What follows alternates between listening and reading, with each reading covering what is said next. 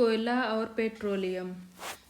हम अपनी मूलभूत आवश्यकताओं के लिए विभिन्न पदार्थों को उपयोग में लाते हैं। इनमें से कुछ प्रकृति में पाए जाते हैं और कुछ का निर्माण मानवीय प्रयासों से किया जाता है। क्रियाकलाप 5.1 अपने दैनिक जीवन में उपयोग लाए जाने वाले पदार्थों की एक सूची बनाएं और उनका प्राकृतिक तथा मानव निर्मित वर्गों में वर्गीकरण कीजिए। क्या आप इस सूची में वायु, जल, मृदा और खनिज सम्मिलित हैं?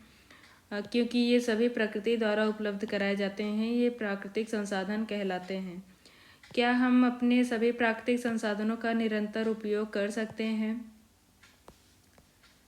क्या वायु, जल और मृदा मानवीय क्रियाकलापों द्वारा समाप्त हो सकते हैं? जल के बारे में आप कक्षा 7 में पढ़ चुके हैं।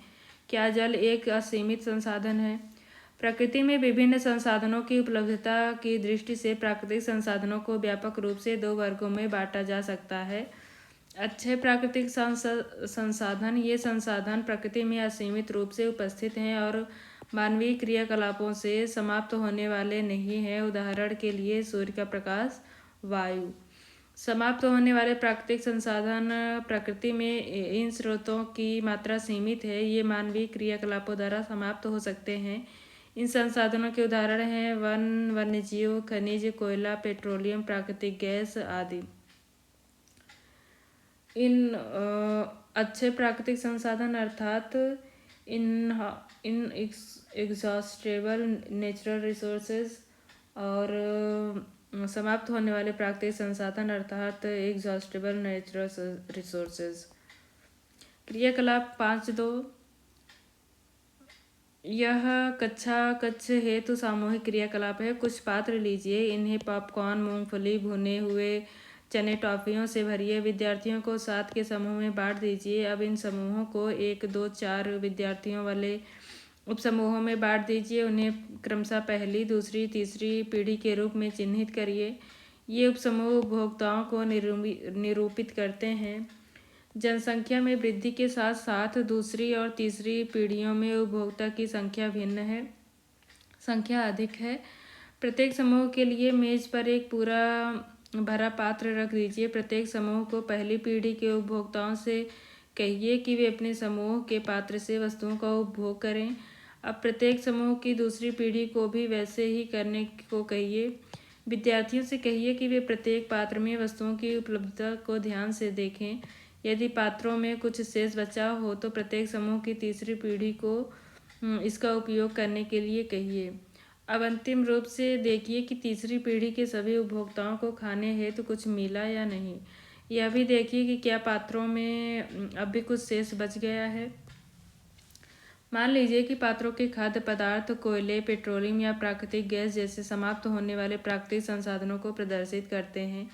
प्रत्येक समूह का उपयोग प्रतिरूप भिन्न हो सकता है। क्या किसी समूह की पहली पीढ़ी बहुत अधिक लचीली है? हो सकता है कि कुछ समूहों में पहली पीढ़ी आने वाली पीढ़ी के लिए प्राकृतिक संसाधनों की उपलब्धता के विषय में चिन्हित हो। इस अध्याय में हम कोयले, पेट्रोलियम और प्राकृतिक गैसों जैसे कुछ समाप्त होने वाले प्राकृतिक संसाधनों के विषय में अध्ययन करेंगे। इनका निर्माण सजीव प्राणियों के मृत अवशेषों अर्थात जीवाश्मों से होता है, अतः इसे जीवाश्मीय ईंधन कहते हैं। कोयला। आपने कोयला देखा होगा या इसके बारे में सुना होगा। चित्र 5.1 यह पत्थर जैसा कठोर और काले रंग का होता है। खाना पकाने हेतु उपयोग आने वाले ईंधनों में कोयला एक है। पहले इसका उपयोग रेल इंजनों को चलाने के लिए भाप बनाने में होता था। इसका उपयोग तापीय शक्ति संयंत्रों में विद्युत उत्पन्न करने हेतु भी किया जाता है। कोयले का उपयोग विभिन्न उद्योगों में ईंधन के रूप में किया जाता है। कोयले की कहानी। कोयला हमें कहाँ से प्राप्त होता है और यह कैसे बनता है? लगभग 300 मिलियन वर्ष पूर्व पृथ्वी पर निकले जलीय क्षेत्रों में घने वन थे। बाढ़ जैसे प्राकृतिक प्रक्रमों के कारण ये वन मिट्टी के नीचे दब गए। उनके ऊपर अधिक मृदा जम जाने के कारण वे संपीड़ित हो गए। जैसे जैसे वे गहरे होते गए उनका ताप भी बढ़ता गया। उच्च दाब और उच्च ताप पर पृथ्वी के भीतर मृत पेड़ पौधे धीरे धीरे कोयले में परिवर्तित हो गए। कोयले में कुछ मुख्य रूप से कार्बन होता है। मृत वनस्पति के धीमे प्रक्रम द्वारा कोयले में परिवर्तन को कार्बनीकरण कहते हैं, क्योंकि यह वनस्पति के अवशेषों से बना होता है, अतः कोयले को जीवाश्म ईंधन भी कहते हैं। चित्र 5.2 में एक कोयले की खान को दिखाया गया है।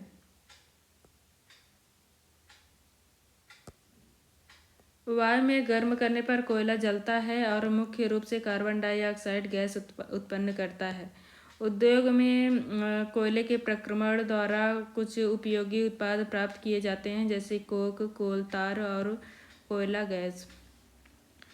कोक यह एक कठोर, सरंध्र और काला पदार्थ है। यह कार्बन का लगभग शुद्ध रूप है। कोक का उपयोग इस्पात के औद्योगिक निर्माण और बहुत से धातुओं के निष्कर्षण में किया जाता है। कोल तार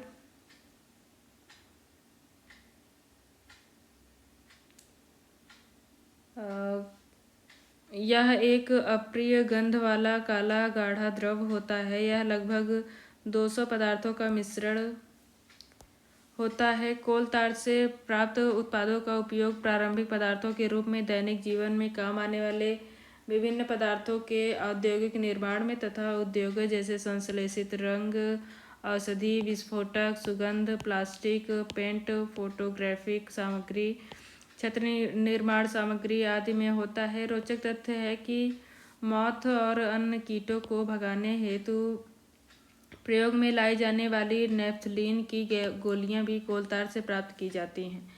आजकल पक्की सड़कों के निर्माण में कोल तार के स्थान पर एक पेट्रोलियम उत्पाद बिटुमेन का प्रयोग किया जाता है। कोयला गैस कोयले के प्रक्रमण द्वारा कोक बनाते समय कोयला गैस प्राप्त होता है। यह कोयला प्रक्रमण संयंत्रों के निकट स्थापित बहुत से उद्योगों में ईंधन के रूप में उपयोग की जाती है।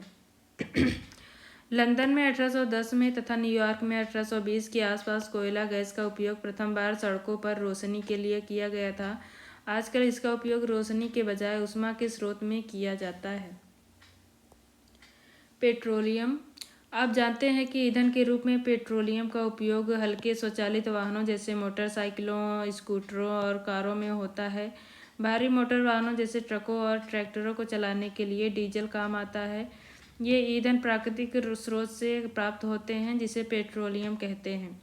पेट्रोलियम शब्द की उत्पत्ति पेट्रो एवं ओलियम अर्थात पेट्रो अर्थात चट्टान, ओलियम अर्थात तेल से होता है, क्योंकि ये जमीन के नीचे की चट्टानों के मध्य से निकाला जाता है। क्या आप जानते हैं कि पेट्रोलियम कैसे बनता है? पेट्रोलियम का निर्माण समुद्र में रहने वाले जीवों से हुआ। जब ये जीव मृत हुए, उनके शरीर समुद्र के पेंदे में जाकर जम गए और फिर रेत तथा मिट्टी की तहों द्वारा ढक गए। लाखों वर्षों में वायु की अनुपस्थिति, उच्च ताप और दाब ने मृत जीवों को पेट्रोलियम और प्राकृतिक गैस में परिवर्तित कर दिया।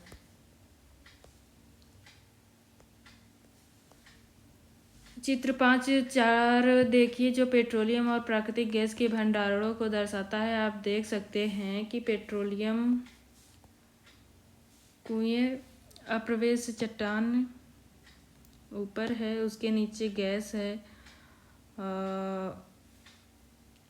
यहाँ गैस, तेल, जल, तैलाशय, चट्टान, कुआं। आप देख सकते हैं कि पेट्रोलियम तेल और गैस की परत जल की परत के ऊपर है। ऐसा क्यों? याद करिए कि तेल और गैस जल से हल्के होते हैं और इनमें मिश्रित नहीं होते हैं। विश्व का पहला तेल का कुआं पेंसिल्वेनिया, अमेरिका में 1859 में प्रवेदित अर्थात ड्रिल किया गया था। 8 वर्ष बाद 1867 में असम के माकुम नामक स्थान पर तेल का पता चला। भारत में तेल असम, गुजरात, बॉम्बे हाईवे और गोदावरी तथा कृष्णा नदियों के बेसिन में पाया जाता है। पेट्रोलियम का परिष्करण, रिफाइनिंग ऑफ पेट्रोलियम। पेट्रोलियम गहरे रंग का तेलीय द्रव है। इसकी गंध अप्रिय होती है। यह विभिन्न संघटकों जैसे पेट्रोलियम गैस, पेट्रोल, डीजल, स्नेहक तेल, पैराफिन, मोम आदि का मिश्रण होता है। पेट्रोलियम के विभिन्न संघटकों प्रभाजों को पृथक करने का प्रक्रम परिष्करण कहलाता है। यह कार्य पेट्रोलियम परिष्करणी में संपादित किया जाता है। पेट्रोलियम के विभिन्न संघटक और उसके उपयोग सारणी 5 में 5.1 में दिए गए हैं।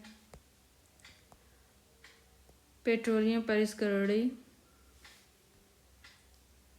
Petroleum refinery. पेट्रोलियम और प्राकृतिक गैस से अनेक उपयोगी पदार्थ प्राप्त किए जाते हैं। इन्हें पेट्रो रसायन कहते हैं। इनका उपयोग अपमार्जक रेसे, पॉलिएस्टर, नायलॉन, एक्रिलिक आदि, पॉलीथीन और अन्य मानव निर्मित प्लास्टिक आदि के औद्योगिक निर्माण में किया जाता है। प्राकृतिक गैस से प्राप्त हाइड्रोजन गैस का उपयोग उर्वरकों के उत्पाद हेतु किया जाता है। अपने बहुत अधिक व्यावसायिक महत्व के कारण पेट्रोलियम को काला सोना भी कहा जाता है। प्राकृतिक गैस।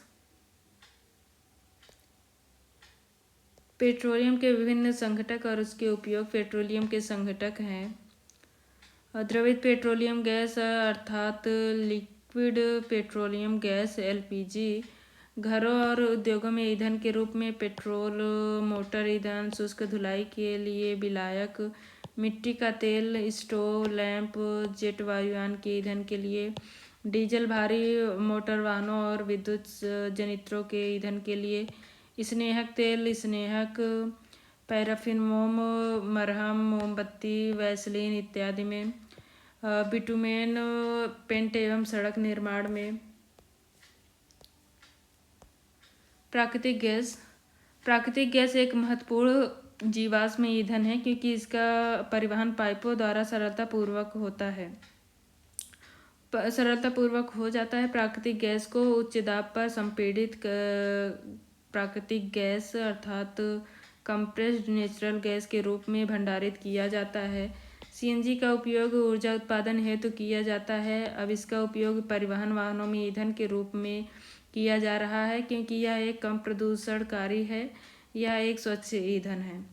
सीएनजी का अधिक लाभ यह है कि इसे घरों और कारखानों में सीधा जलाया जा सकता है। यहाँ इसकी आपूर्ति पाइपों के माध्यम से की जा सकती है।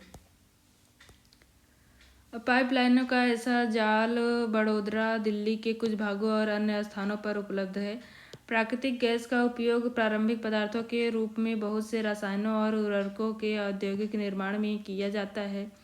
भारत में प्राकृतिक गैस के विशाल भंडार हैं। हमारे देश में प्राकृतिक गैस त्रिपुरा, राजस्थान, महाराष्ट्र, कृष्णा गोदावरी डेल्टा में पाई जाती है। क्या प्रयोगशाला में मृत जीवों से कोयला, पेट्रोलियम और प्राकृतिक गैस बनाई जा सकती है?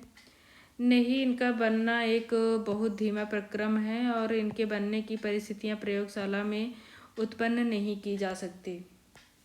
कुछ प्राकृतिक संसाधन सीमित हैं।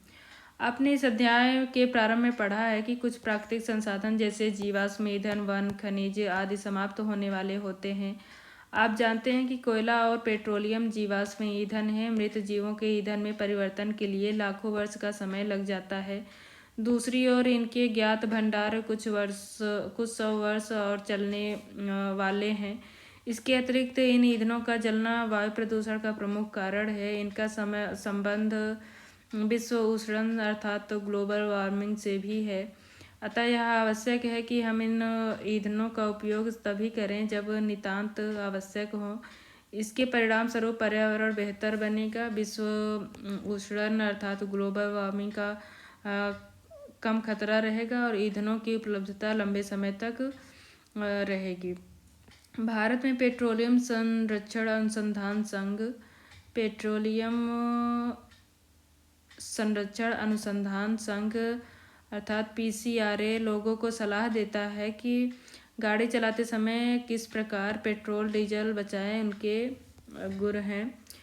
जहाँ तक संभव हो गाड़ी समान और मध्यम गति से चलाएं। यातायात लाइटों पर अथवा जहाँ आपको प्रतीक्षा करनी हो गाड़ी का इंजन बंद कर दीजिए। टायरों का दाब सही रखिए और गाड़ी का नियमित रखरखाव सुनिश्चित कीजिए। आपने क्या सीखा?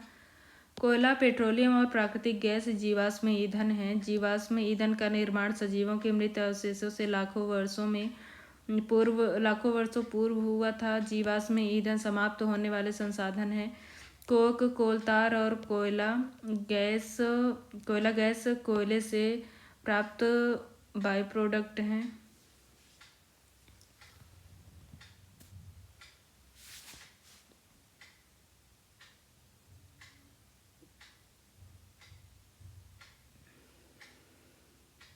प्रोडक्ट हैं पेट्रोलियम के परिष्करण से पेट्रोलियम गैस, पेट्रोल, डीजल, मिट्टी का तेल, पैराफिन, मोम, स्नेहक तेल आदि प्राप्त होते हैं। कोयले और पेट्रोलियम के संसाधन सीमित हैं, हमें इनका न्यायोचित उपयोग करना चाहिए।